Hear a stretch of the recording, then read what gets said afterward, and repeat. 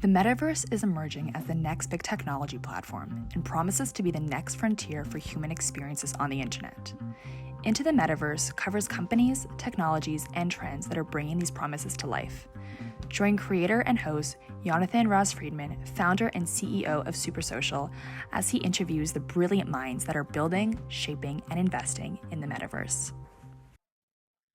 Welcome to Into the Metaverse. I'm Jan, and joining me today is Gilad Talmon, CEO of YOOM. YOOM is a leading volumetric video technology company making the next wave of content creation tangible for creators and brands, providing them a direct path into the Metaverse, Web3, and beyond through its technology powered by proprietary algorithms and machine learning. We're going to unpack all of that so everyone can understand what on earth I just described. Gilad has over 16 years of senior management experience across various technology sectors in both the startup and corporate space, and he previously served as programs and business development director at Elbit Systems Aerospace in Israel, where he was intimately involved with AR, among other technologies. Gilad, super delighted to welcome you on the show. Hi, thanks for having me. Very, very excited to be here. Awesome. So let's dig in. I want to start with just kind of talking a bit about YOOM as a company overall. What's the vision and the mission of the company, and why did you decide to build it? So our vision is fine character creation pipelines. I think that's the gist of it. If you want to look a bit top level, it's kind of populating the metaverse, populating these gaming environments, because I think that it's a key factor for making the metaverse more approachable, is allowing us to come in and talent to come in and engage with each other as ourselves or augment ourselves. And why do you think characters that augment who we want to be is so important in sort of in the context of, you know, more broadly speaking, the internet becoming 3D? Obviously, we're seeing a whole new generation like your kids and many others that are interacting as avatars and with avatars in these massive virtual spaces. Why do you think it's so important that there's going to be the ability to do more on the front of other avatars, both for the users and for creators? I'll tell you what my point of contact is. I come at this from a gamer perspective, because forget all of my professional career. It spanned a few, like I said, Elbit Systems, and I did cyber and Elbit and a lot of things.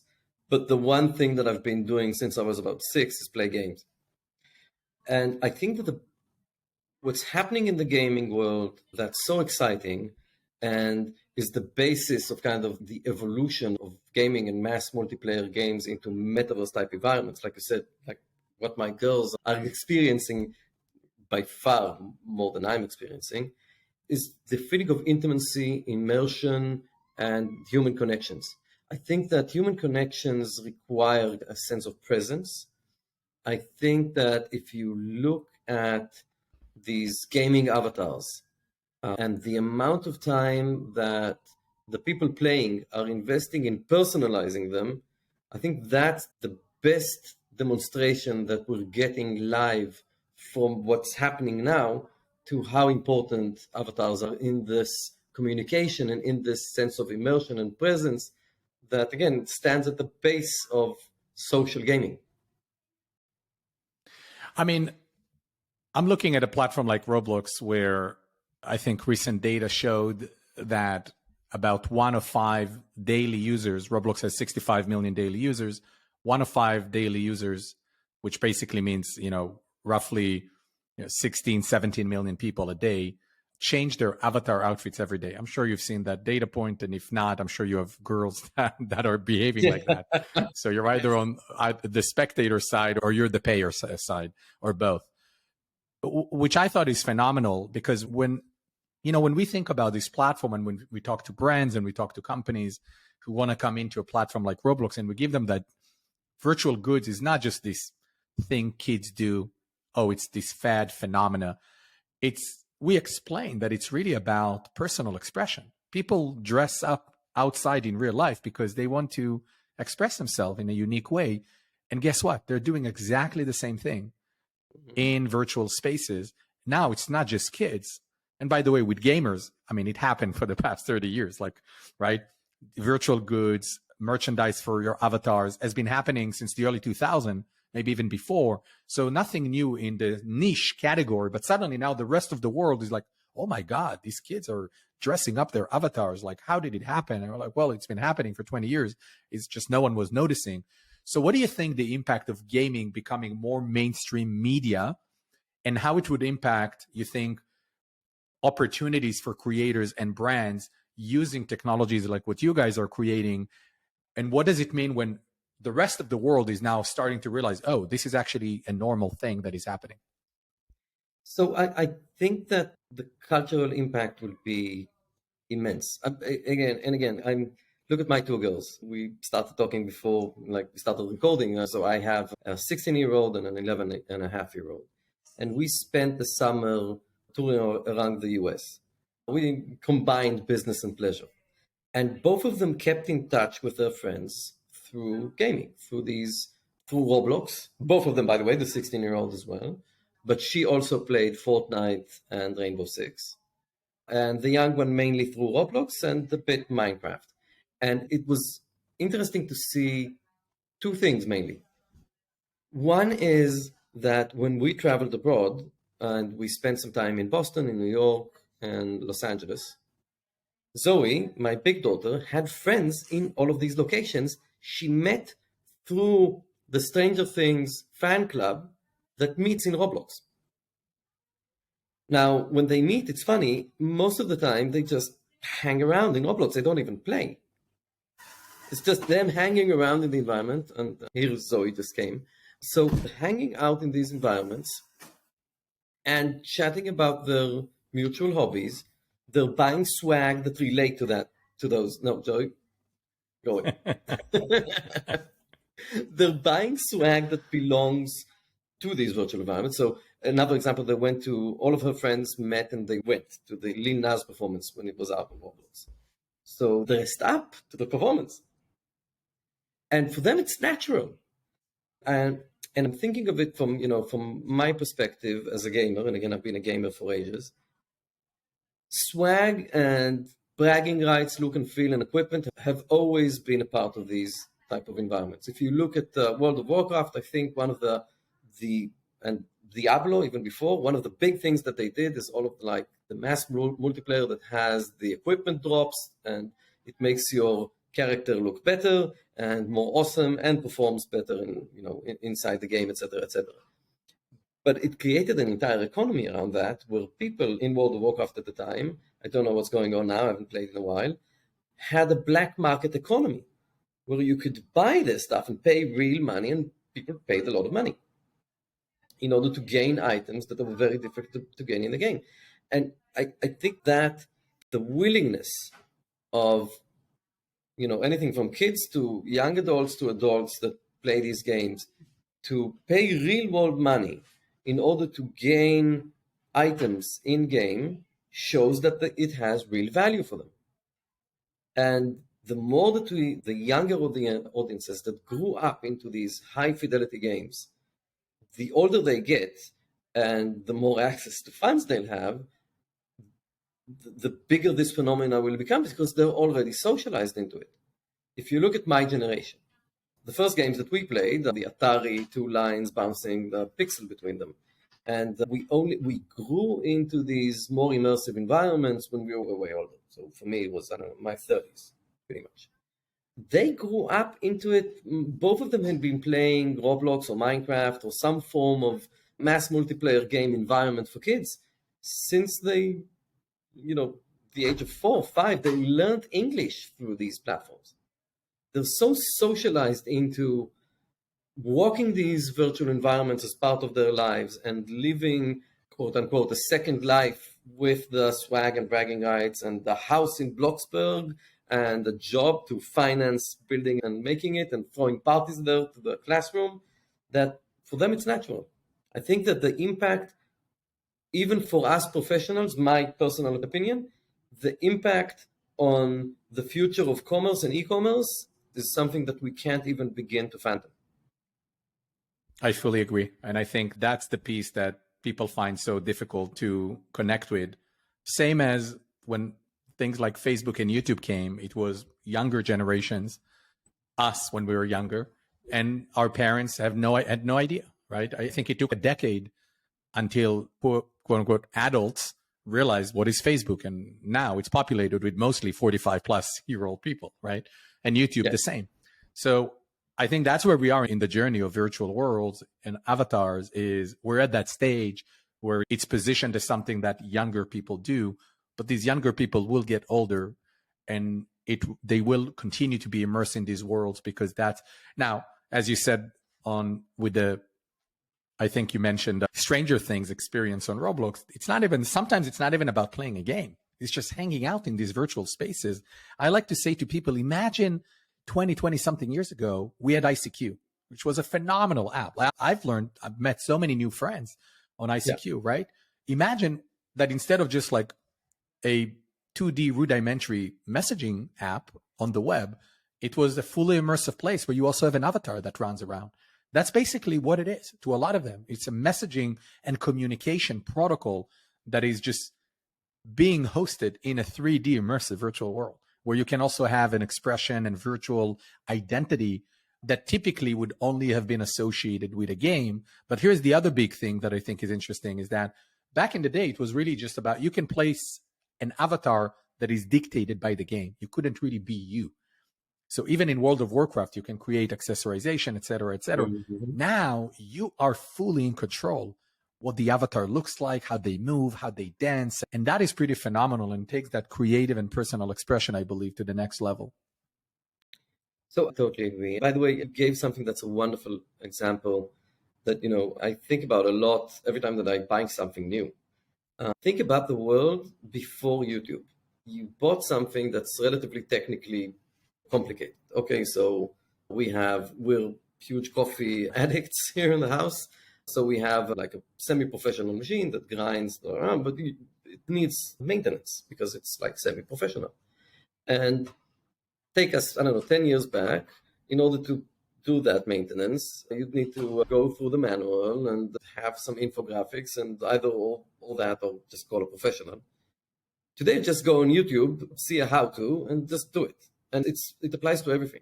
I think that what we're seeing with these immersive environments, and you mentioned the Roblox numbers before, I think last November they had 1.7 billion people attended in a month.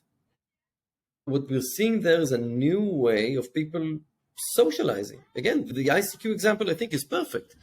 But what it adds is another layer of presence and another layer of interaction that's almost your way of porting yourselves into different environments. My young daughter, when she came in and she saw all the she came into Roblox relatively at a young age, I think like 6, 7, something like that. And she saw all the houses that everybody had in the Bloxburg environment, possibly slightly after she joined. So Zoe, my big girl friends, ganged up and built her a house she can meet with her friends in. And it became a big thing in her social life, because now she has the best house in the 2nd grade class because all of the young teenagers built it for her and shipped funds in order to do it. And the social connections start migrating from one place to another. Then a lot of things that apply in real life, what I look like, how I move, what items I have, what accessories I have, how I define my identity, not only through actions, but through kind of the look and feel of life, translates into the game. And it becomes a totally new, different type of communication. And it filters into real life to an extent that I always laugh about it. When they do play in Roblox or Fortnite or whatever, you will either see them in the same room and then with different screens open and playing, or they open Discord. It used to be House Party, now it's Discord on the side, and all of them are in this like never-ending Discord conversation because they use that channel in order to cheat in the game and coordinate.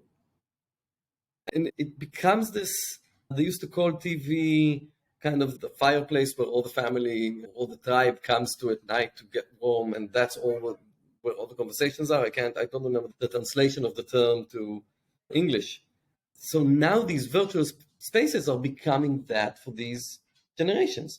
That's where they hang out during evenings when they can't meet physically in order to continue the conversations that they had before.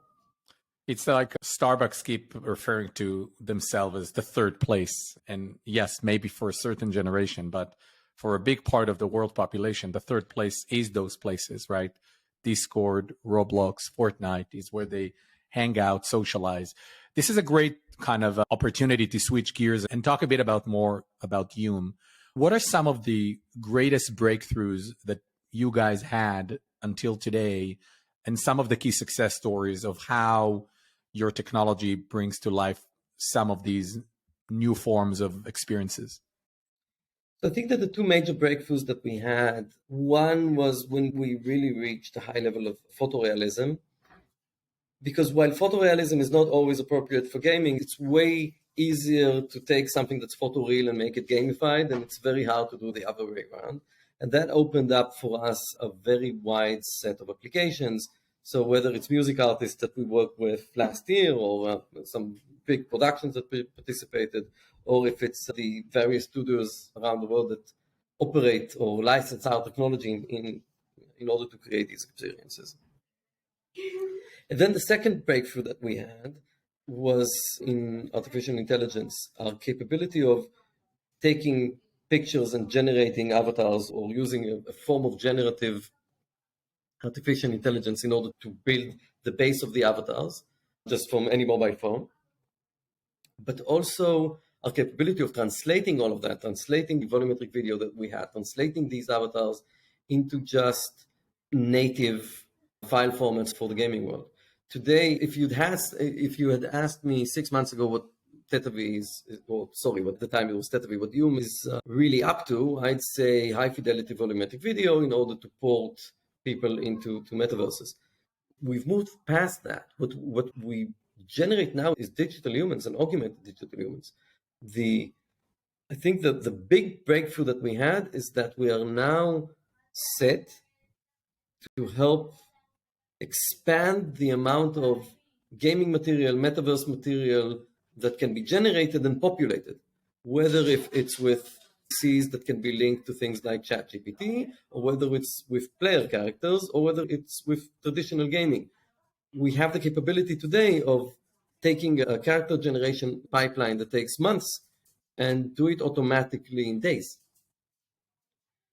And if you think about like where the metaverse is going and where all of these gaming environments are going and the need to populate them, it's clear that the gaming world will need to become way more automated. So a lot of artificial intelligence research is going into creating these gaming environments, creating items, creating look and feel, and also creating characters. And we had a major breakthrough in that about 6 months ago. By the way, we're going to do a reveal of it in GDC. I want to double click on that. So with this new breakthrough, who is today the key type of customers that YOOM has? And how do you see that evolving with your technology over the next 3 to 5 years? So the customers or partners that we're looking at are divided into 3 segments. One is the game engines, because we can allow a way smoother and faster and higher fidelity character creation pipeline to be integrated into them. So it doesn't matter if it's Unity or Unreal Engine or Roblox or one of the proprietary engines that is owned by the big gaming companies. And it's frictionless because the output today is just the standard FBX, etc., or industry standard file formats. The second type of customer are the game developers, pretty much for the same reasons. We can streamline the process of creating these games, and through the generative AI capability, also allow them to give the end users the capability of inserting themselves into these experiences. So imagine over somebody who creates a game in Roblox, where you can, through cloud capability, allow your users, your gamers, to jump in and create their own emotes and own avatars and accessorize them. And then finally, let's say close third, but it's still a third, it impacts the world of virtual production. A lot of virtual production is happening now in game engines. I think that's one of the big next changes that's going to come to the gaming world and in a sense it already had, to the gaming world and to the metaverse world, is the fact that a lot of content is being created in-game engine for TV, and thus it's relatively easy to port it into these 3D environments. And streamlining character creation for that also has potential for a very big impact on that industry. So something that I talked about with someone this week was, I was asked the question, what do I think how generative AI is going to impact creators, game developers, etc. And it dawned on me that there's, at least in my mind, and I'm curious about your point of view, that there's two areas or two key things that we're going to see soon. One is everyone who can create something, so let's say standard user-generated content, will be able to use generative AI capabilities to do whatever they've done, just much better and faster. So the simple stuff very easily can look incredible. And then on the high end, the amazing stuff will be even more amazing. Then the in-between, it maybe is a bit of a gray area. What I'm curious about and wanted to ask you is, if you think about the long tail of creators, and I think I'm very much in belief, like Jensen Huang from NVIDIA, who's saying the metaverse ultimately will be populated with content that is generated by millions of different creators. And I do subscribe pretty much with what happened to YouTube, right? It's just the capabilities of rapidly building and shipping 3D content are just not there. So I'm curious, in the long term, how do you see YOOM and your technology amplifying what someone like Jensen Huang said on the metaverse will be built and populated by, which is, by the way, same as Dave Baszucki, the CEO of Roblox, says, right? He says the metaverse will be built by the creators. How much do you think your technology will empower the long tail, the individual or the small creators, as much as it is at the moment with developers and publishers and game engine owners, etc.? So that's what we're aiming at. So we've always aimed to cover the entire spectrum, from the professionals all the way to the creators. And what we're developing in generative is a way to think about it as two different but completing applications.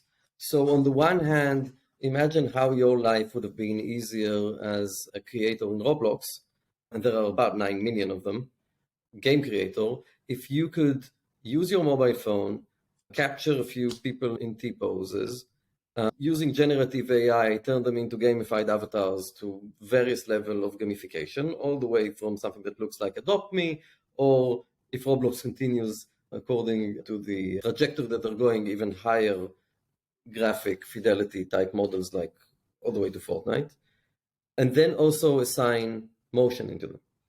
So you're doing with your mobile phone what today requires a photogrammetry studio, a motion capture system, and 3D artists to do rigging, skinning, cleanup, integration of everything, a process that's months. And all of it is done by generative AI that gets cues from your mobile phone. So suddenly it opens up an entire new space for creators and pretty much erases, not 100%, it's never 100%, but pretty much erases the boundaries of what you can do and what you can't do within the game engine limitations. So that's one. And I think that when we get to that's where you start seeing games or game development become way more scalable, and also the level of graphic fidelity of the games going higher and higher and higher, which usually drives more engagement.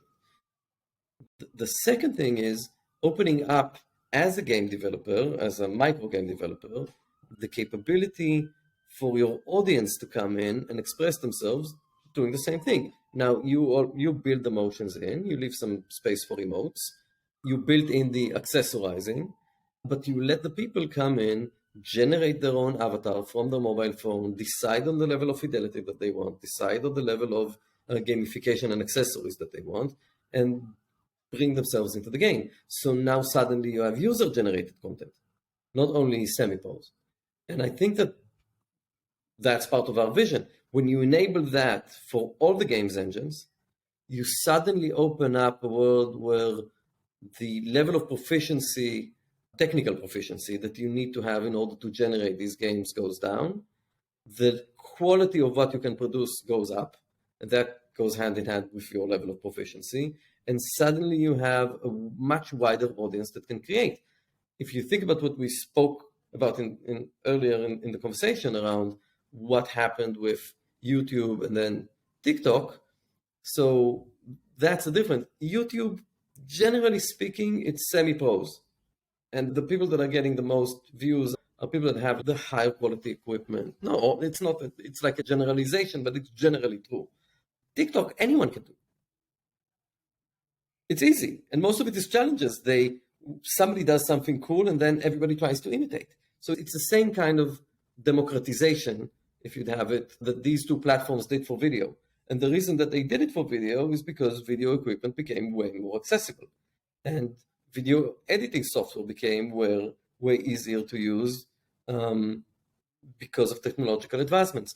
We want to be that for character creation, and we're complementing a trend that's happening anyway. We're building the environments and the game mechanics is becoming way more simple. It started with Unreal Engine, but now Roblox and additional platforms that let you develop your own games and give you access to the audiences and simplify things.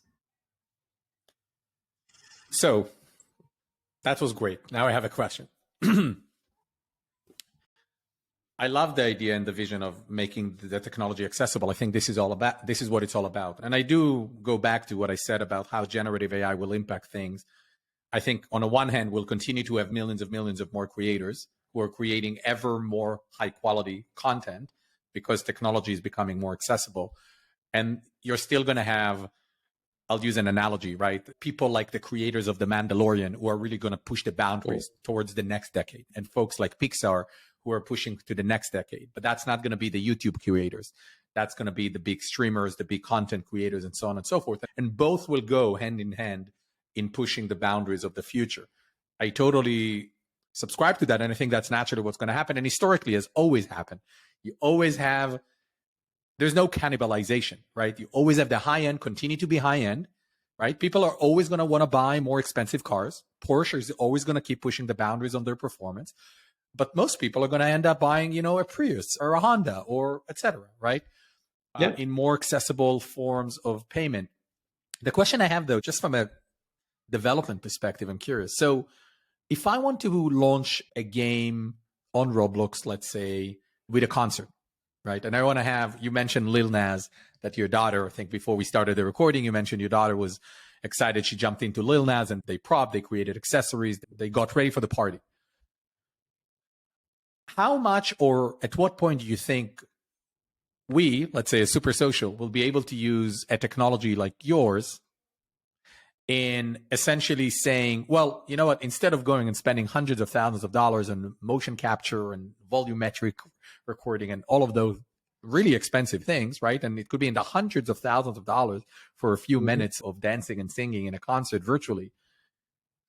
Are we there now? Like, can we tap into that? Or is it part of what you think is going to happen that your tech can enable over the next 3, 4, 5 years from a standpoint of providing that high fidelity, well, let's say in the Roblox context, high fidelity avatar movement and motion, but doing it in a way that is more accessible, not just for the developers, but also potentially any artist can come in and just do it themselves? So I think that the answer will surprise you. On a pure professional level, that's still way more accessible from a price point and from an operational point than it is in traditional pipelines. You'll probably be able to do it within a few months, couple of months, 3 months.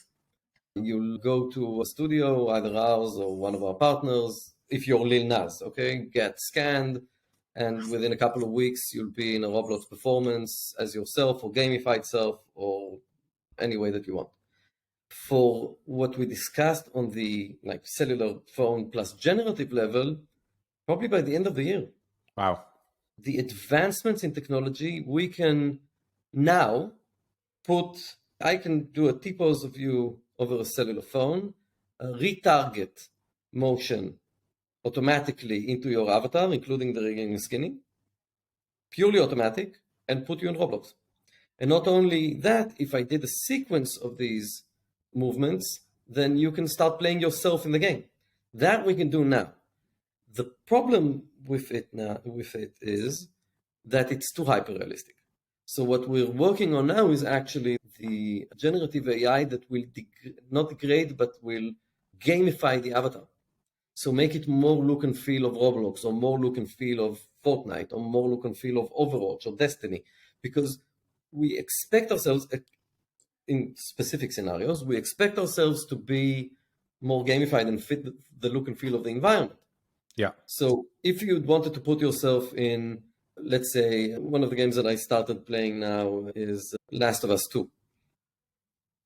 Because honestly, I don't know why I haven't done it up till now, but I haven't. So I saw the show and decided to The play show it incentivized you to go and play. It happens often, by the way. I watch like The Witcher. I only played The Witcher once. I watched The Witcher on Netflix, which is crazy because it's such a great game, but I didn't think about playing it. Exactly. So in this case, it was funny because my daughter came and said, we really need to to watch the episodes together because I don't want to give you any spoilers. And I was like, I played the game. You can't give me any spoilers. It's fine. But then I said, wait a second, I didn't play the second game. Let's do that before they do the show, like the second season.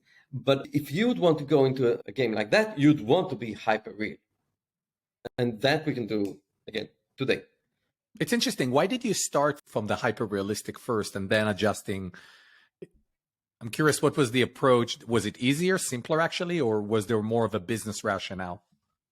It was actually way more difficult, but it had one technical rationale and one business rationale. The business rationale was that when we started, it was with volumetric video, not the conversion to just industry standards that we have today. And volumetric video, because there's a cost to using it, you need to use the plugins and you need to stream it because file sizes are big. Our estimate that was either right or wrong, but proved itself, for us, was that it would be more worthwhile for talent. So when we did with an experience with Paul Oakenfold wants to look like Paul. It looks awesome, and it's worthwhile. He's one of the biggest DJs in the world.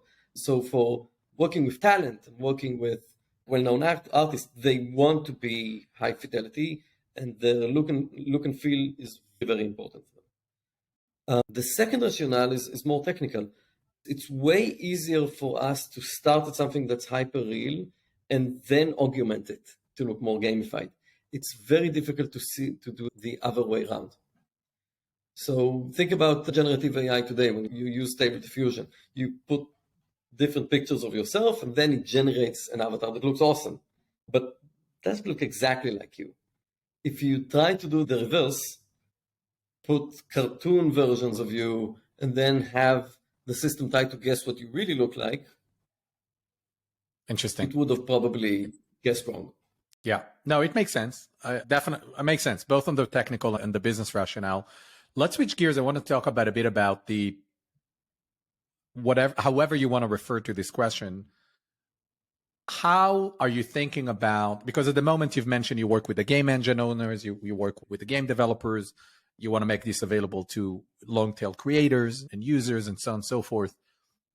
How do you think about the wider opportunity for YOOM in the long term, over the next 5, 7, 10 years? And let me give maybe extra context of why I'm asking it.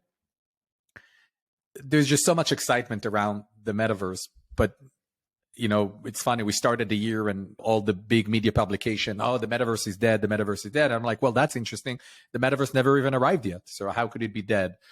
And exactly. So it's clearly we are at the very early stage of a human behavior shift that is powered by these new advanced technologies like game engines. And I mean, saying new technologies, game engine, is a joke because it's been around for 20, 30 years. But now it arrived to a place where the Mandalorian is created on a game engine. Cars are being designed in game engines, right? And so we're obviously at the very early stage. How do you think about where YOOM wants to be as a business, as a company, and the impact you want to make in the slightly longer term where things are really starting to get real? So I think the size of the opportunity is also a potential problem. Because if you think about, we referred to Instagram and to YouTube and TikTok. I don't know what the percentages are exactly, but I'm willing to bet that more than 95% of the content that's put on TikTok and Snap and YouTube is human-centric. Because we're humans and we're very human-centric. So you'll have some videos of the environment and flowers and rain and whatever, but the vast majority is people dancing, doing stunts, parkour, that's my favorite on TikTok, etc., etc. We're very human-centric.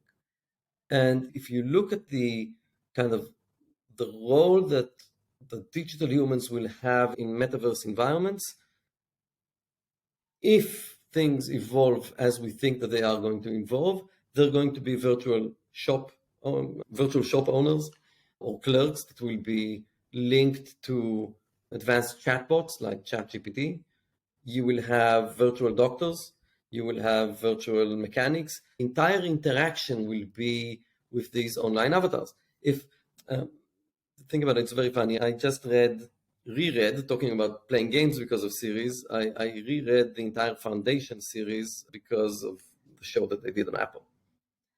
And for them, everything is around robots and nuclear energy. That's the future that they're looking at. They don't have these like immersive worlds at all in the books.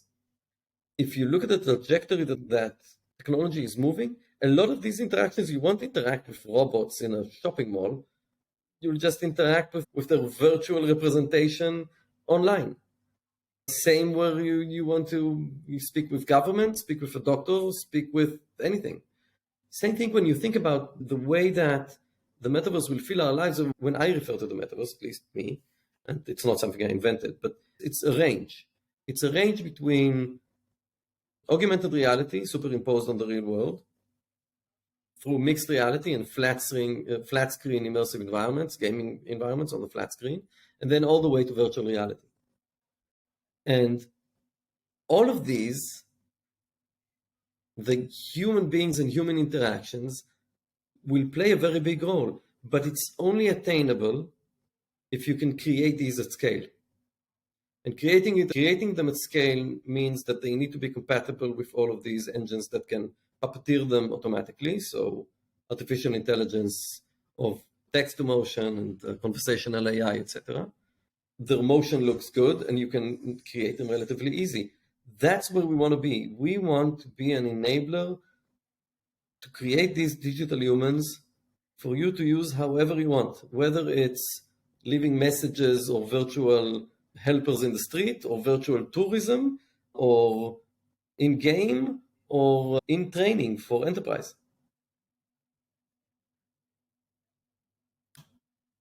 First of all, I agree with you that I think the metaverse will be device agnostic. We're going to access this content, these digital avatars or humans from multiple form factors. Quite simply, just mainly because, I mean, if you watch Blade Runner too many times, you're going to realize that it's just going to be all around us, right? I'm not talking about the dystopian.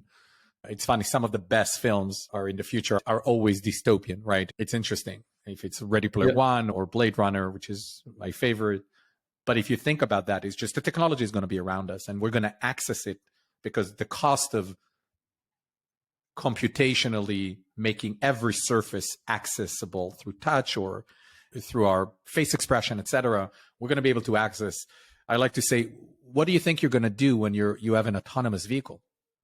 I mean, you're going to access some form of experience, right? Like you're not going to sit down with a physical book. I mean, that's going to go away. Not even with a Kindle. Like you're going to have surfaces that are computational and connected to the internet everywhere. And you're going to want to access all of those different things. And so I can see a world for sure where you're not only going to access a myriad of virtual spaces, but you're going to do that and you'll interact 24/7 with some digital avatar. Sometimes they will be human enabled because it's a friend of yours. But with AI, you will likely interact with a lot of synthetic humans, a lot of them. Now, I'm not even going to the place of safety and all of that, right? But and companies like yours will power some of that. Hopefully we'll create the underlying technology that powers a lot of them and then let everybody use it. We want to be an enabler. We don't want to create these avatars. We want to keep on driving the tech forward and forward so the creation is easy, and then we provide the tools to the Roblox of the world, to the Epic of the world, to the whomever will be the next big name in these engine or metaverse world creations to create into them. Because in the end, again, I agree with you, it's not just character agnostic. It's funny that you mentioned the autonomous car example. We actually had a conversation with a company that is looking, one of the big car manufacturers. You're still going to be stuck in traffic. You're just not going to be driving. You need to do something. And so they're trying to figure out what and how to facilitate it within the car. But again, for us, we want to be an enabler. We are not the creators. We're the software layer that drives the innovation of character creation. And we want to remain in that space because I think in the end, again, we're a deep tech company. We're a company of engineers. And that's what makes us excited when we wake up in the morning. The fact that we can enable better games, that we can enable better experiences, that we can enable better entertainment. It has so many, even today, real world applications into the enterprise world that wants to come and engage with the younger audience where the younger audiences are. And we're an enabler for that.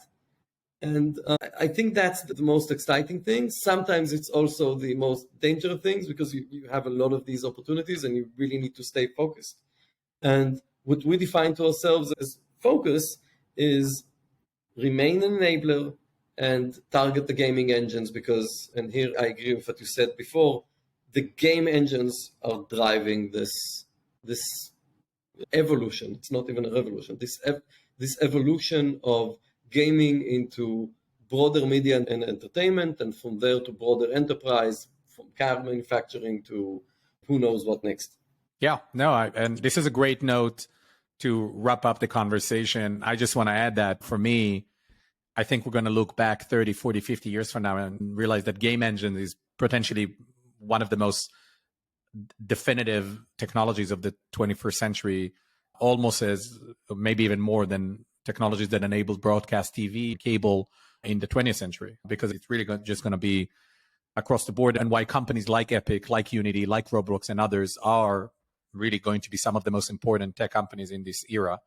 And so I think it's a wise and savvy business decision to focus on that. Gilad, thank you so much for being with me today. I know this is going to be such a phenomenal conversation for folks to listen to. Thank you very much, and I look forward to meeting you in person.